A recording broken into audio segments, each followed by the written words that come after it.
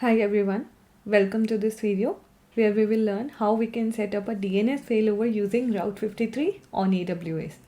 So before we begin with today's video, let me give a quick introduction about myself. I'm Aishwarya Sood, working as a lead coach in the AWS domain at Ethnos.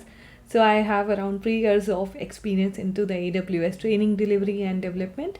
I am 4x AWS certified, Amazon authorized instructor, AWS Academy accredited educator. For knowing me more, you can connect with me on LinkedIn. The profile name is given here. Also, you can scan this QR code in order to directly view my profile. So what are we going to learn in today's video? We'll just have a quick introduction about what is Amazon Route 53, and we'll have a quick look at the architecture that we are going to build, and then we'll discuss about how we can build multi-region high availability for our architectures on AWS, and we'll have the whole setup demo on the AWS console, how we can set this whole architecture from scratch. So before we begin with setting up the infrastructure, let's have a quick look at what is Amazon Route 53. For a detailed explanation, of course, you can watch another video named as DNS on AWS using Route 53 on the same channel, because in this video we are just going to focus on a few specific aspects, but in the other video I have covered so many details about Amazon Route 53 and its various features. So anyway, let's begin with a quick overview here. So Amazon Route 53 is a highly available and scalable domain name system, or you can say DNS web service. It connects the user requests to the internet applications running on AWS or on your on-premises servers. So both the things are possible. Not just AWS, but your on-premises servers also can be covered. And being a DNS web service, it allows the DNS resolution, which basically means translating the domain names into their relevant IP addresses in order to serve a user request. Also, it gives you the capability to register a domain name of your choice. Let's say you are building a website and you need a domain like www.mywebsite.com or something relevant to your website. So you can register a domain name of your choice in the Route 53. Okay, and also there are various types of routing policies available in Amazon Route 53, which include simple routing, weighted routing, latency based routing, geolocation, geoproximity, failover routing, etc. You can opt for any of them depending on the use case and the requirements of your case. And today we are going to focus on failover routing policy to build the infrastructure that I was discussing about. That is a DNS failover which we will be setting up. So failover routing lets you route the traffic to a resource when the resource is healthy, or to a different resource when the first resource is unhealthy. This is mainly used when we have a primary site and a disaster recovery site. Let's understand it better with the help of a diagram and the reference architecture. So you can have a look here. We'll have Route 53 in the front, which will be accepting all the user requests and will be passing on to the backend infrastructure depending on the routing policy that we are giving and the health checks that we are setting.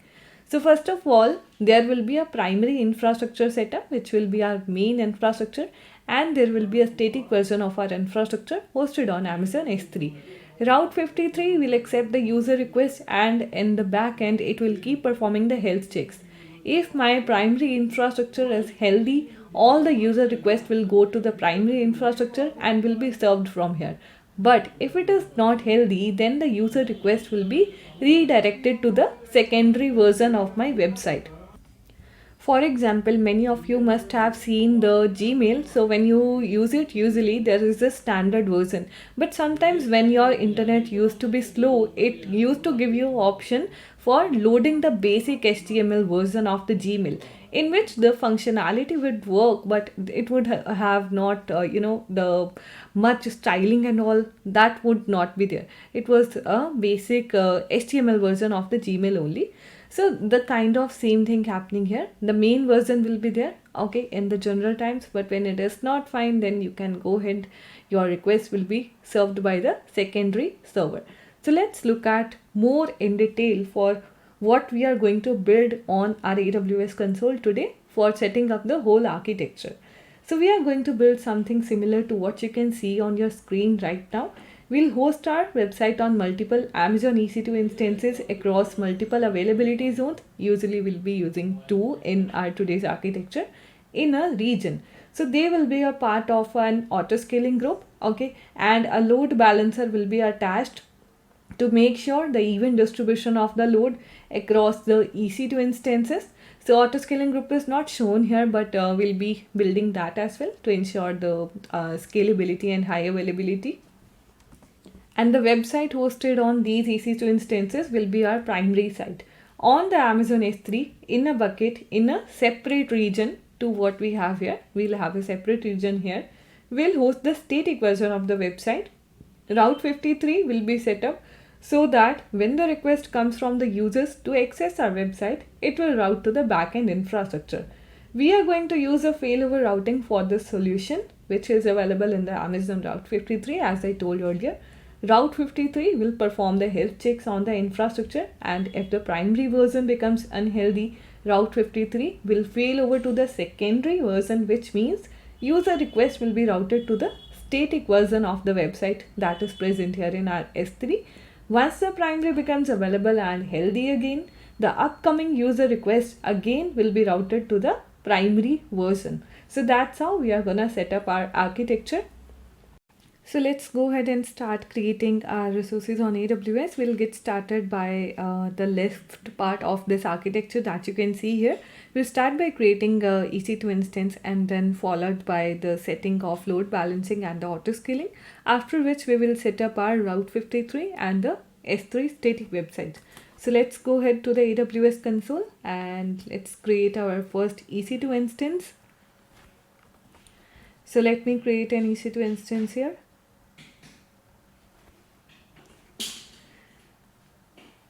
So we'll launch a normal EC2 instance. I don't have any special configurations to give. I'll just give a name to my EC2. I will say the primary server, something like that we can give.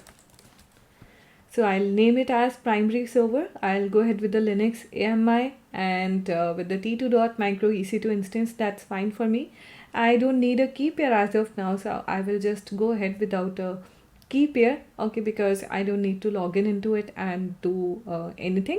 So I'll just go ahead with this and I'll let my EC2 be in the default VPC, okay, and in the default subnet that's already selected. Security group, I already have an existing security group, so I won't create a new one anyway. The existing one also has nothing much. I have just allowed the traffic from my load balancer, because we need to allow the traffic from the internet that's coming. So we just need a HTTP traffic that's coming up. So that can be allowed in the security group. And then you can see the storage also. I'm going ahead with the default itself. After this, in the advanced details, we don't have anything much to select, but I'll give a user data to host a small web page. So I have this user data available where I'm just installing all the updates and hosting a web page there which says hello world, this is my website hosted on Amazon EC2, or I can say one more line, this is my primary server, okay, something like this we can give so that we can identify that which is our primary server and when is our static website. So this is what I'll give, and I will quickly launch a EC2 instance out of it. So you can see my EC2 instance has been launched and soon it will be in the running state. What I have to do is, one instance is ready, I have to create a launch template out of it, which I'll be giving to my auto scaling group so that it can launch the further EC2s also with the similar configurations. So I will click on actions and images and templates. We will create a template from our instance. We will specify a few more things and whatever will be pending. So launch template name, let's give something here. I'll say this is the new template, or we can say the ASG template, something like that, because I think I might have the same name already used. That's why I'm giving a new name here, ASG template, and no space include. So I'm giving this one, and the template version, I'm saying this is the first version itself. Okay, I can give a description here. You can give as per your requirement. and then we'll go ahead and select or change if anything is needed. Linux CMI, correct, and t2.micro, that's what we wanted. Keep here, we don't want. And subnet I won't be selecting here because I'll be selecting it at a later part while configuring my load balancer and the auto scaling group. So I will just say here that don't include it in the launch template. Security group, you can see it has selected the launch wizard 10 which I gave to my previous EC2. Nothing else I have to change. User data also will be automatically filled here which I gave, and the shutdown behavior or the any other behavior I don't need to change. So I'm just excluding them from my launch template. So the user data also you can see is coming here automatically. I'll go ahead with the same user data and create a launch template out of it. So this launch template I'll be using with my auto scaling group. Let's go ahead to our auto scaling group and start creating that. So let's begin by this. We'll give a name to our auto scaling group. Let's say my ASG or something like that you can give. Launch template we have just created. So that is a ASG template, and version 1, of course, we'll go ahead and click on next. Next, which VPC you want, you can select from here. I have the default VPC selected here, and here I will select my AZs and subnets.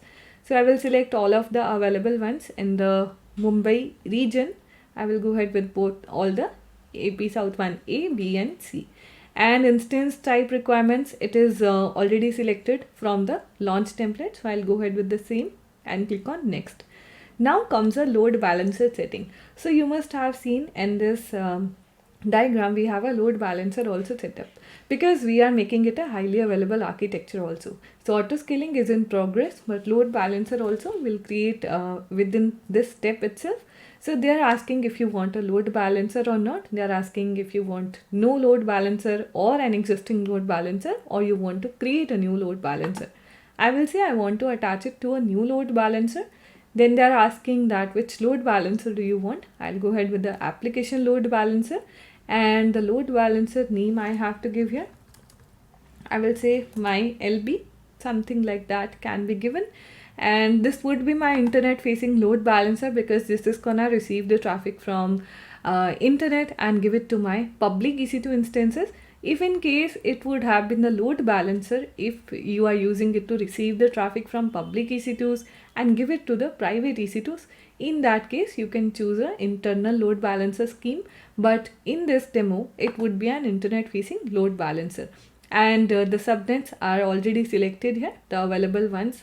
And listeners, here it is saying that it will listen on the port 80, that's correct, but we do need to specify a target group. So I don't have a target group existing. I will create a target group here which is named as let me name it as like my LB target group. Okay, we'll configure it later, but I'm just giving a name here. Targets and all will be added later. So no additional health checks I want and nothing else. So I will just click on next. Next, they are asking the auto scaling group policies configurations. So what is the desired capacity of EC2s I want? What is the minimum? I would keep it to 1 and maximum I would say keep it to 4. Okay, so you can take as per your requirements, and I have no specific configurations, no specific use case in my mind. That's why I'm just doing it for demo.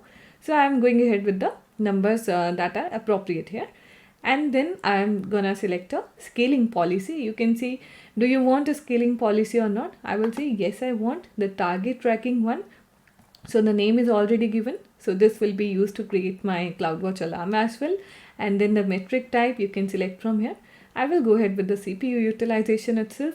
Target value, what do you want to maintain? I would say I would want to maintain 20 so that I can also see the effect of auto scaling because I won't be otherwise putting any load on my EC2. So I'll just keep it for a lesser value. In real world scenarios, of course, it would be kept a little bigger as per your requirements. Do you want any warm up period that before your EC2 when it is launched, before it is included in the metric? If yes, you can specify the number of seconds here, or if you want to create just a scale out policy and you don't want that it should scale in also, then you can select this option. So for now I'm not gonna change anything, I'll let it be the default itself. Okay, just the target value I have changed, and then I will go ahead. So this policy will be my both scale out and scale in. Okay, because I have not disabled the scale in. Notifications, if you want that, if something is happening with your auto scaling group, if it is launching or terminating some EC2s, if you want a specific notification for that, you can create a SNS topic and subscribe to that with your number or with your email. But right now I don't want it, so I'm gonna go to the next step. Tags you can add if you want something to give, but here I will be just skipping that and click on next. Review all the configurations and we will say create auto scaling group. So this will create my auto scaling group and the load balancer and also the target group, but I have to see if my load balancer has the correct security group, or if it my targets have been registered and all those things. So I will just go back to my load balancers and check if it is existing now. Let's confirm. Yes, you can see my load balancer has been created here. I have got a DNS name also for this. And let me check with my target groups. So seems like my target group is also created. You can see my LB target group which I just created. Targets, let's see if there is anything. So there is nothing. The process is still in progress. We'll wait for some time. And in the meanwhile, I'll check if my load balancer has the correct security group. Because this load balancer needs to receive the traffic from the internet, the HTTP traffic. So I have a security group which I have already created. I'll just give that one to my load balancer and will remove the default. See, if you don't give anything, it will take up the default one automatically. But I already created a security group for my load balancer, which is allowing the traffic, the HTTP traffic from the internet. So I will be giving this one to my load balancer. Then let's click on save. Now the load balancer is correct. The security group has been configured. Let me go back to my instances and see if I have got some instances or not. So I can see two instances are there. One is the one that I manually launched in the beginning of the demo, and one is the one that has been launched by my auto scaling group. So I have total two instances. The first one also I will attach to my auto scaling group because this is the one which I just created in the beginning. So I will go to actions, then instance settings, attach it with our auto scaling group. So there we go, attached with the auto scaling group. And now we have a total of two EC2 instances, and we will go ahead with the target groups. We'll see if the targets needs to be registered. We'll put it here. Both of our EC2s we will be including. Let's select them and include them as a pending here. So once they are registered, once they are marked healthy, we will be able to see if the traffic is being distributed over them or not. So let me check what is the status of my targets. Both of them are healthy. You can see here both of their status is healthy. This means they should be receiving the traffic now. So I will go back to the load balancer, copy this DNS name and check if they are receiving the traffic or not. So you can see my load balancer is able to distribute the traffic on my newly created EC2 instances. One EC2 instance which I created manually and another one which auto scaling created. So if I refresh, now this is something that is coming from both of my EC2 instances. One request would be going on the first, another would be going on the second, because this is a load balancer who is sending the traffic onto both of the underlying EC2 instances. So that means my left portion of the architecture is done. I have set up the load balancer auto scaling, and now my architecture is highly available also. I have multiple servers, so you can change, modify anything with the configurations that I did as per your requirements. Maybe with the availability zones, maybe with the subnets, or maybe with the number of EC2s. You are free to change anything as per your requirements. Now we will go ahead and work on the next portion of our architecture, that is Route 53 and S3 static website. So first of all, I'll go ahead with the Route 53 to set up my hosted zone. So to know what are hosted zone records and all in detail, again you can refer to the another video on the same channel with the name of DNS on AWS using Route 53. There I have explained the basics of Route 53, whereas in this one we are just focusing on a specific architecture setup. So we will create a hosted zone here and let it open. Yeah, there we go. Let's create a hosted zone, and the domain name I already have got one. So guys, please note that before you go ahead with this demo, you need to have a working domain name. I have a domain name with this name. Okay, I registered it for free. That I'll tell you where you can register it for free. So I got this domain name which is active as of now, and I'll be using the same one. So this domain name I'm giving here, you can give a description and you can specify if it is the public hosted zone or the private hosted zone. Mine is a public one, so I'll go ahead with this and create a hosted zone. So you can see my hosted zone is ready with this name anyweb.ml. So this is ready now, and I have got 2 records which are automatic. I need to create mine as per the failover routing. So with this records, what I have to do, I will tell you. And where do you get the domain name also? So I have used this website free now. Here you just need to log in and check with whatever domain name you want, if that's available. You can purchase that and it will be active for free for some time, after which it may be paid. So I have got a domain name here and I will go ahead with my domains. I have to set up something before going ahead. That's what I want to show here. So this is my domain, okay, which is active right now. I will click on manage domain, because I have to update the name servers of this domain name. So in this management tools, you will find this option name servers. These are the name servers which are already there, but these are the ones which I gave for a previous hosted zone.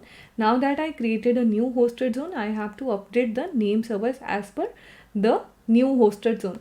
So I will select this particular record and I will update all the name servers. Just copy from here and put it in this.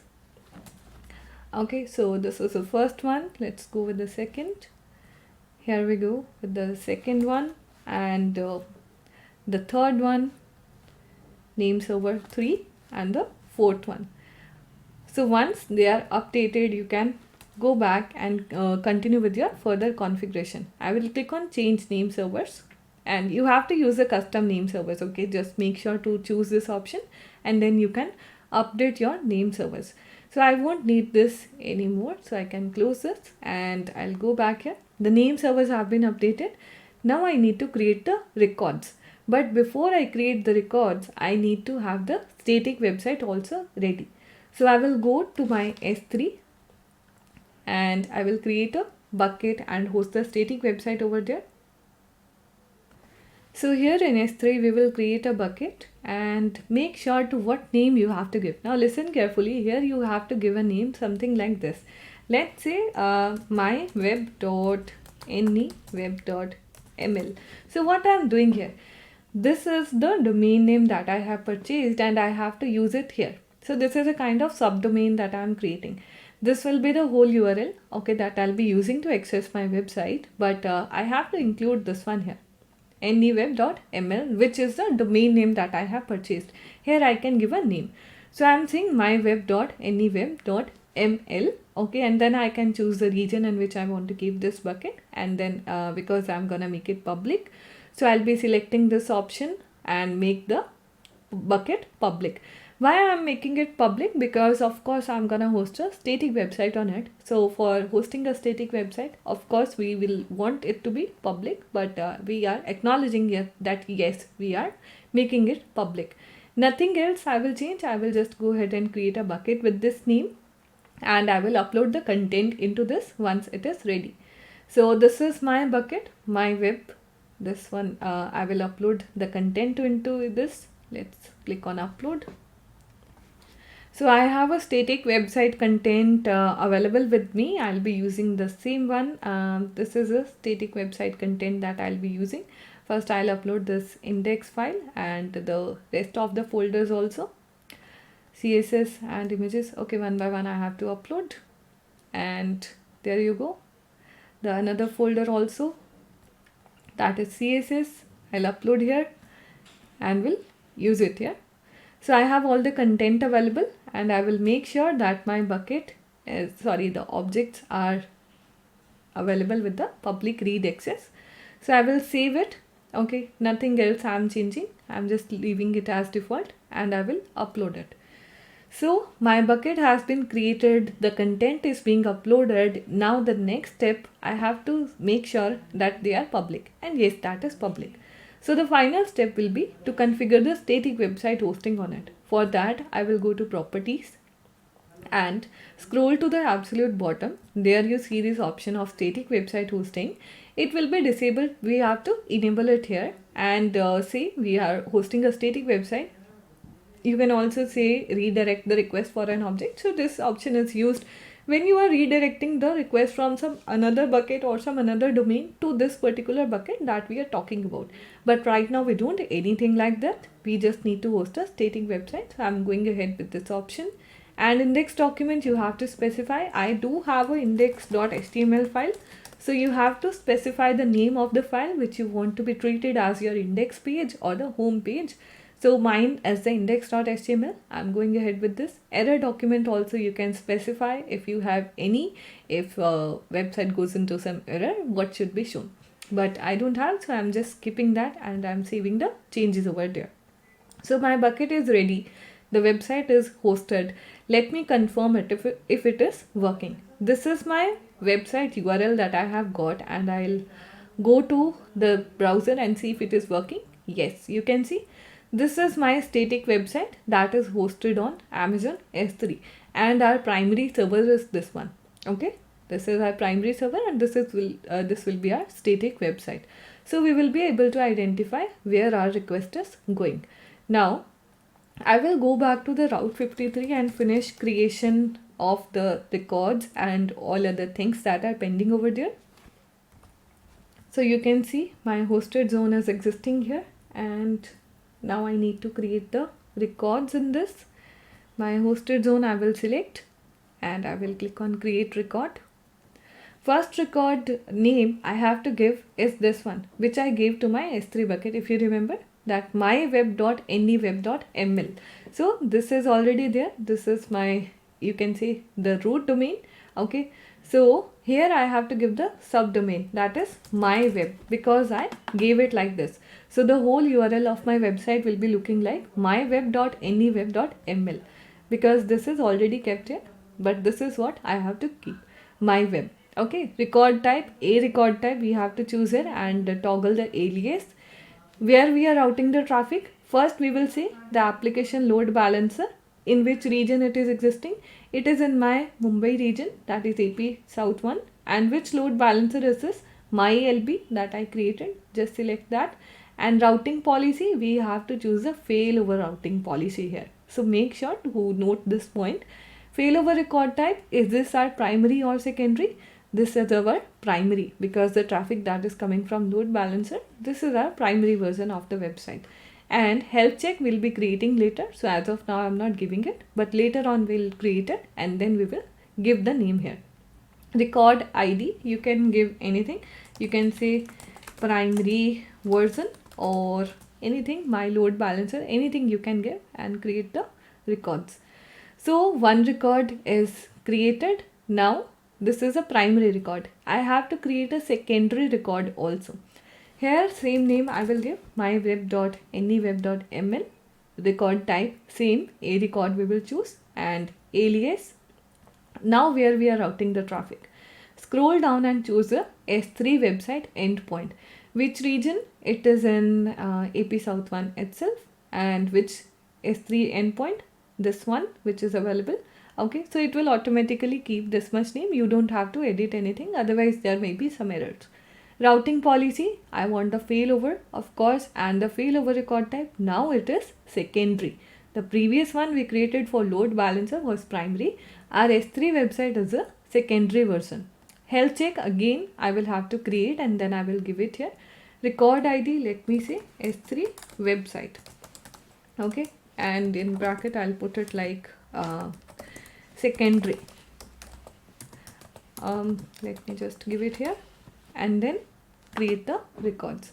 So my records are also ready. My architecture setup is also ready. So what we have done so far, we created the left portion of the architecture, then the Route 53 setup a little bit, then we created the S3 static website, and then we came back to Route 53, created the records with the failover routing, primary and secondary record. Primary is this one, secondary is this one. Now I will go back and create the health check. Okay, so for health checks, just go there and we'll create a health check over here. Let me create it. Create health check. Name, we can say my health check. Okay, something like that. You can give whatever you want. We'll keep it as endpoint. We want to monitor the endpoint, and specify the endpoint by IP address or by the domain name. I will give it as domain name. Okay, if I have just the EC2, I can go ahead with the IP, but here I'm just using the domain name.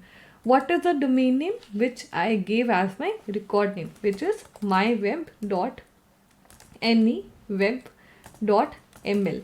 This is what I have to give as the domain name, and rest of the things leave as it is and click on next. I don't want any notifications, so I will create the health checks and done. So as of now, status is unknown because this health check is not associated with anything. I have to associate with my records that I created, both primary and secondary. Then it will start working and start reflecting if the health is unhealthy or healthy for my underlying resources. Okay. So first of all, I'll check this one and edit the record because I have to give the health check here. This is a health check. Save it. Same I will do for my secondary record, that is my S3 website. Select this one. Okay, select this one, edit the record and specify the health check here, my health check, and save it. Okay, so let me just select it again, save, and done. So we are almost done with our whole setup. All that is pending is just the testing if our this website is working or not. Let's go ahead and check if our website is working or not. We'll copy this one because this is through which we will be able to check out our website and access it. So what it should route us to? The primary server. Basically, it should open us this kind of output. Okay, because this is our primary infrastructure.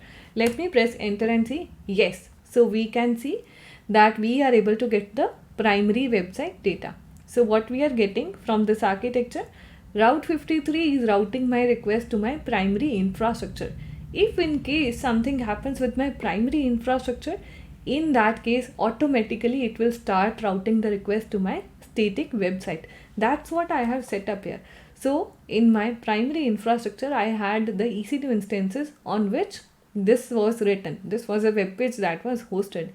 And in my secondary, this is located. You can see the individual pages also. This is a load balancer URL. This is a S3 website URL. So we are seeing both the primary and secondary. But through my website URL, that is myweb.neweb.ml, what I am getting? The primary version of my website. What I can do is I can check the health checks here and check if my this infrastructure is healthy. So let me show you. It says yes, it is healthy. Okay. What I can do to manually check if it is routing the request to the secondary website or not, okay, or the secondary version or not, I can manually terminate or stop my EC2 instances so that they become unhealthy. I mean the primary version will become unhealthy and I will be able to see if the request is routed to the secondary version automatically or not. So I'm gonna stop my EC2 instances here, whatever will be running. Okay, let me see. Only one server is existing here. I will just terminate this instance. Okay, you can stop also to check. I'm just gonna terminate this one and we will be seeing that if it is routing our request to the secondary version or not. So let me refresh and check, and yeah, you can see now my request is being routed to the secondary version of the website with the same URL. Okay, this is my website URL. So this was something which we were accessing from the S3. Okay, let me show you. Yeah, this one. So you can see because the primary infrastructure is unhealthy, that is why my requests are being routed here. Now if I bring back my EC2s again, Okay, if I launch some new EC2, which is a part of the primary infrastructure, again my infrastructure will be considered as the primary one where my request will be routed. Okay, so that's how you can set up the whole DNS failover using the Route 53. And let's have a little more discussion onto one more part of it, and then we will wrap up this video. So what special we have learnt in this whole architecture setup? With this DNS failover routing that we have just learned, this can help detect an outage of your website and redirect your users to the alternate locations where your application is operating properly. Like how if my primary infrastructure was not working, my other was working fine, my secondary was working fine, so my request got routed there. So when you enable this feature, this Route 53 health checks is the one that is working behind the scenes to monitor each location or the endpoint of your application to determine its availability. You must have seen we created the health checks. This is something which is monitoring my endpoints in the backend, and you can use this feature to increase the availability of your whole application. So as you can see here, in this case, in both the regions, we have deployed full-fledged versions of our website.